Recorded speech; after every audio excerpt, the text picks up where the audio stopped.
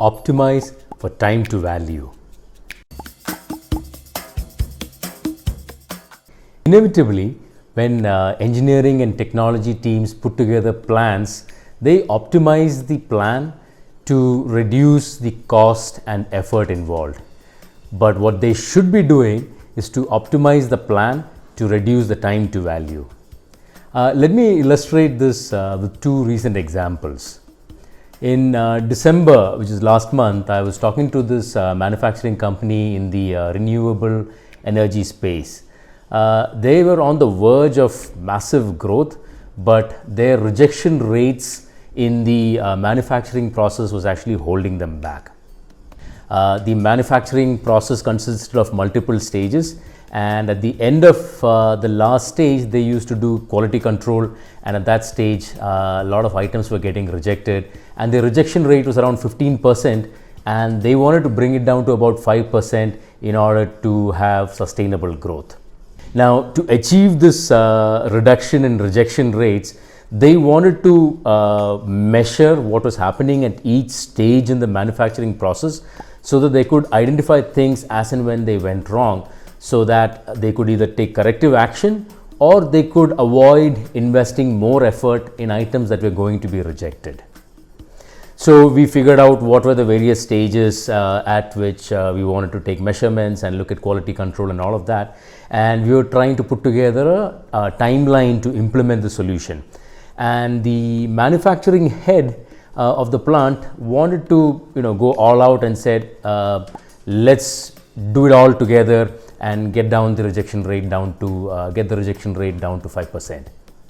So I asked him, I gave him two options. Option A was that they could do everything together, and at the end of about 6 months, they could get the rejection rate down from 15% to the desired 5%. The option B was that they start work. At the end of the first month, they would probably get the rejection rate down from 15% to, let's say, 12%. At the end of the second month, they would get it down from 12% to 10%. And at the end of the fifth or the sixth or the seventh month, they would bring it down to about 5%. The manufacturing head obviously went with the second option because in that scenario, he's actually seeing value sooner and he's making progress on his goals. Let me give you another example. Last week, I was talking to this app-based product startup, and they needed to optimize the performance of their app so that they could reduce customer drop-offs and lack of usage and so on. So the team there had identified a bunch of things that needed to be done, and they classified them into 10 things that needed to be done on the back end of the app, which is essentially the database and the API layer, and they identified 10 things which had to be done on the UI layer of the application.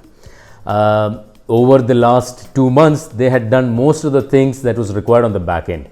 And I asked them, so what's the benefit that you're getting by doing the optimization on the back end? And the engineering lead told me that in order to get the value, they had to do the front end activities itself. So, but what they had done instead was they'd done all the 10 things on the back end. Now they're looking at doing all the 10 things on the front end, and they would get value at the end of it all. Whereas if they'd taken an alternate approach where they did one thing on the back end and they did the corresponding thing on the front end, they would have got the value out of that development much sooner. So you would have seen progress as you went along. There are two reasons why engineering teams tend to take this approach. One is that there is always a cost involved in context switching. So when you're going from one task in one area to another task in an entirely different area, there is context switching involved, and that costs some effort.